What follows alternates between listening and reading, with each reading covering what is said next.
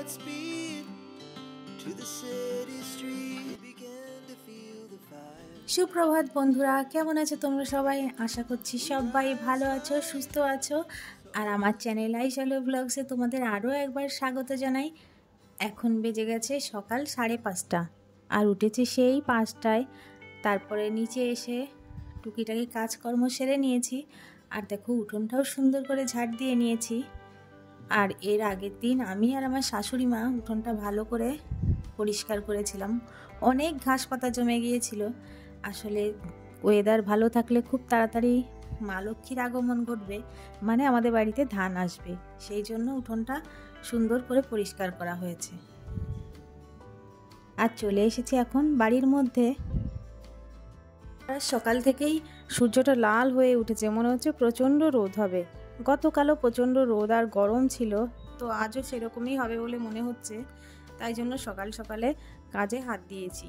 যত তাড়াতাড়ি কাজে হাত দেবো তত তাড়াতাড়ি শেষ হবে, সেই জন্য ঘুম থেকে উঠেই টুকটাক কাজ যা আছে সেরে নিচ্ছি। আর এদিকে আমার তুলসী পিঠাও ধুয়ে দিয়েছি, আর যেখানে যেখানে একটু দাগ হয়ে গেছিলো সেখানে ভালো করে ডিটারজেন্ট দিয়ে ধুয়ে দিলাম।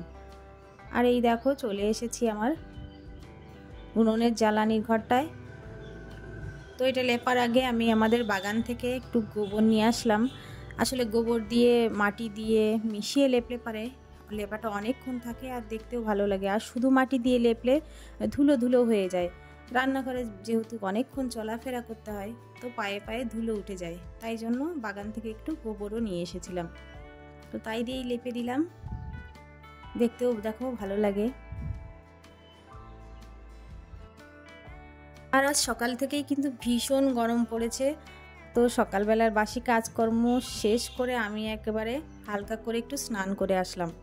না গরমে আর থাকতে পারছিলাম না, তাই জন্য একটু স্নান করে আসলাম। আর এই গরম পড়ার পর থেকে ঘন ঘন স্নান করে আমার একদম চুল উঠে যাচ্ছে। চুলের গোড়া ভেজা থাকে, আমি ওইভাবেই খোপা করে রেখে দিই, আর সমস্ত চুল উঠে মনে হচ্ছে খুব তাড়াতাড়ি টাক পড়ে যাবে। তো আমি এখন একটু চুলটা ভালো করে বেঁধে নিচ্ছি। রান্নাঘরে যেহেতু যাব, চুল খুলে গেলে খাবারে চুল পড়লে মানে ভালো দেখায় না জিনিসটা, তার জন্য চুলটা বেঁধে নিলাম। আর রান্নাঘরে যাওয়ার আগে একটু সানস্ক্রিনও মেখে নিচ্ছি। আর আমি যে চুলগুলো প্রতিদিন মাথা থেকে উঠে যায় সেগুলো একটা কৌটোতেই পর্দার পিছনে জমা করছি। এর আগে অনেক গামলা নেওয়া হয়েছে, তো যদি ফেলে দিই তো এখানে ওখানে ঘুরে বেড়ায় আর ঘর দুয়ারও নোংরা হয়, তাই জন্য জমিয়ে রাখছি।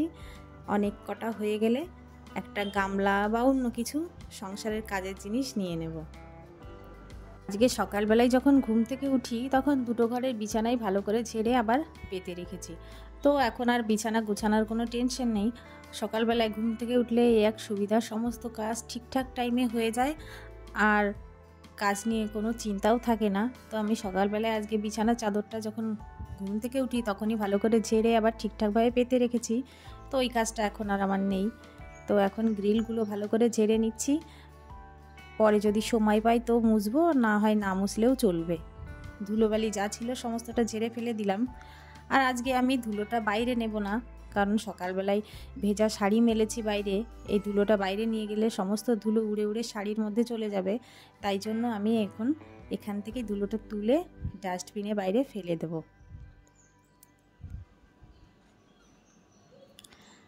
আর ঝাড় দিয়ে আর একটা কাজও করে যাব, এই দরজাটা বন্ধ করে দিয়ে যেতে হবে, নাহলে আমি যেদিনই এই দরজা খুলে চলে যাই হনুমান ঢোকে আর একটা অন্যায় করে চলে যাবে। আগের দিন তো এক ছড়ি কলা নিয়েই চলে গিয়েছিল, তো তাই জন্য আজকে মনে করে দরজাটা বন্ধ করে আসলাম। আর দেখো বন্ধুরা, নিচে চলে এসেছি। এসে আমার মাচার থেকে পুঁই শাক আর উচ্ছেও তুলে নিয়ে আসলাম। দেখো কতগুলো উচ্ছে হয়েছে, 6টা উচ্ছে হয়েছে এখানে, আরও ছিল সেগুলো আর তুললাম না। তো উচ্ছে দিয়ে আজ আর কিছু করব না, উচ্ছেটা ফ্রিজে রেখে দেব। আর পুঁই শাক দিয়ে কিছু একটা করতে হবে। আর আজকে ভাবছি ডাল রান্না করব আর পাঁচমিশালি একটা সবজি করব, আর আলু সিদ্ধ দেবো। যা গরম পড়েছে, হালকা পাতলা খাওয়াই ভালো এই টাইমটায়। আর এই পুঁই শাকগুলো দেখে মনে হচ্ছিল না যে ফেলে দিই, যেহেতু সারবিহীন পুঁই শাক, তো ভাবছি এই পুঁই শাকের বড়া করব। আমাদের বাড়িতে পুঁই শাকের বড়া সবাই খায়, খেতেও ভালো লাগে। তো আজকে একদম সাধারণভাবে পুঁই শাকের বড়া বানাবো।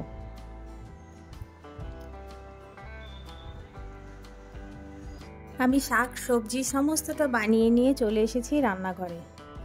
আর এই আমাদের বড় ঘরে খাওয়া দাওয়া আর এইখানে রান্নাবান্না যেদিনই হয় সেদিন খুব অসুবিধা হয়। দেখো, একবার সবজি টেনে টেনে নিয়ে আসতে হবে, আবার রান্নার পরে আবার নিয়ে যেতে হবে। তো এইসব করতে করতেই সকালবেলায় আমি দেখো ঘেমে গেছি। আর আজকে গ্যাসে রান্না করলেও হতো, তো আমি ভাবলাম যেহেতু গরম পড়বে দুপুরবেলার দিকে, মানে একটু বেলা হলেই গরম পড়া শুরু করে দেবে, তো আমি সকাল সকালে কাঠের জ্বালানিতে রান্না করে নিই। আর আমার কাঠের জ্বালানিতে রান্না করলেই মনে হয় তাড়াতাড়ি হয়। আমাদের যেহেতু জ্বালানিগুলো ভালো, আমি বাঁশ কাঠ এইসব দিয়েই রান্না করি, সেই জন্য হয়েও যায় খুবই তাড়াতাড়ি। আর দেখো, আমার এই রান্নাঘরটা দুদিক খোলা, সাইডে নারকেল গাছ, বাঁশের ঝাড়। তো এখানে প্রচণ্ড ঠান্ডা থাকে। আর পাঁচিলের গা ঘেঁষে দুটো নাদা কাত করা আছে, এগুলোতে ধান সিদ্ধ করার সময় ধান ভিজিয়ে রাখা হয়। দেখো, আমি পুঁই শাকটার এখন বড়া করব, তাই জন্য প্রথমে একটু নুন দিয়ে দিলাম, এরপরে একটা লঙ্কা কুচি কুচি করে দিয়ে দিচ্ছি, তারপর দেব সামান্য পরিমাণে বেসন আর চালের গুঁড়ো। তা সেটা দিয়ে এমনি চটকাতে থাকবো। আর জল পরিমাণ মতো দেব, বেশি জল দিলেই হবে না। শাকে নুন দিলে যেহেতু প্রচুর পরিমাণে জল বেরোয়, তো জলটা আগে না দেওয়াই ভালো। আর তোমরা চাইলে এই পর্যায়ে কিছু পরিমাণে কালো জিরে দিতে পারো, কালো জিরে দিলেও ভালো লাগে খেতে। তো আমার এই ঘরে কালো জিরে ছিল না, ওই জন্য আর দিচ্ছি না। আমি অল্প অল্প জল দিচ্ছি আর মাখছি। আর মাখাটা হয়ে গেলে একটুখানি হলুদও দেব। অনেকে শাকে হলুদ দেয় না, মানে শাক ঘন্ট করার সময়ও হলুদ দেয় না, আবার ভাজার সময়ও দেয় না, কিন্তু আমি দিই। শাক ভাজার সময়ও একটুখানি হলুদ দিই, আবার ঘন্ট করার সময়ও হলুদ দিই। আমার এখানে বড়ার জন্য শাকটা রেডি হয়ে গেছে, কিছুক্ষণ থাক। বড়ার ব্যাটারটা কিছুক্ষণ রাখার পরে এখন আমি একে একে সমস্তটা ভেজে নেব। পুঁই পাতার বড়া করার আগে আমার ডাল আর পাঁচমিশালি সবজির যে তরকারিটা রান্না করব বলেছিলাম সেটা হয়ে গেছে, আমি ওই ঘরে রেখে এসেছি। এখন দেখো বড়াগুলো করে নিয়েছি। রান্নাবান্না আমার শেষ হয়ে গেছে, এখন বেজে গেছে 10টা। আর শাশুড়ি মা একটু বাড়িতে নেই, তো আমার উপর এই দায়িত্বটা পড়েছে। দেখো, উঠোনে গম মেলা আছে, তো এটা আমি পা দিচ্ছি। আর গমটা এমন গরম হয়েছে, মানে গমের মধ্যে থেকে মনে হচ্ছে আগুন বেরোচ্ছে। তা আমি তাড়াতাড়ি গমটা পা দিয়ে বেরোতে পারলেই বাঁচি। আসলে আমার রোদে গেলে প্রচণ্ড মাথা যন্ত্রণা করে, তো রোদ দেখে আমি সবসময়ই ভয় পাই। মনে মনে ভাবছি যে একটা ছাতা নিয়ে আসলে ভালো হতো, তো এই সামান্য কাজের জন্য আর ছাতা নিয়ে আসিনি। তো তাড়াতাড়ি করে গমটা পা দিয়ে আগে কিছুক্ষণ ফ্যানের তলায় বসবো।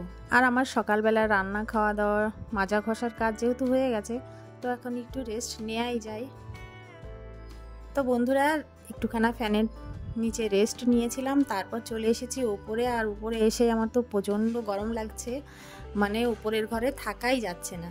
এখন প্রায় 11টা মতো বাজে, তাই দেখো রাস্তায় একটাও লোকজন নেই। অনেকক্ষণ দাঁড়িয়েছিলাম আমি, তো রাস্তা দিয়ে একটাও লোকজন যাতায়াত করছে না, এমনই প্রচণ্ড রোদ বেরিয়েছে।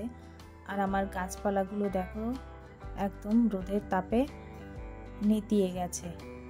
আর চারপাশটা কেমন খা খা করছে দেখেছো। ছেলেকে স্কুলে পাঠিয়েছি, তো এখন টেনশন হচ্ছে স্কুলে গিয়ে অসুস্থ না হয়ে পড়ে। যতক্ষণ না বাড়ি ফিরছে ততক্ষণ আমার টেনশন হতেই থাকবে। এত রোদে না পাঠালেই মনে হচ্ছে ভালো হতো। তো যাই হোক, যেহেতু পাঠিয়ে দিয়েছে আর এখন কিছু করার নেই। তো আমি এখন জামা কাপড়গুলো তুলে নিচ্ছি, সকালবেলা কেচে দিয়েছিলাম।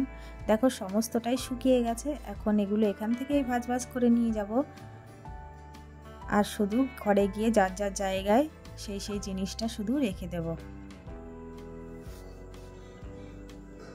বন্ধুরা, তোমরা যারা আমার চ্যানেলটিকে সাবস্ক্রাইব করেছো তাদেরকে অসংখ্য ধন্যবাদ। আর আমার নতুন বন্ধুরা যারা ভিডিওটি দেখছো, তোমরাও চাইলে আমার চ্যানেলটিকে সাবস্ক্রাইব করে আমার পাশে থাকতে পারো।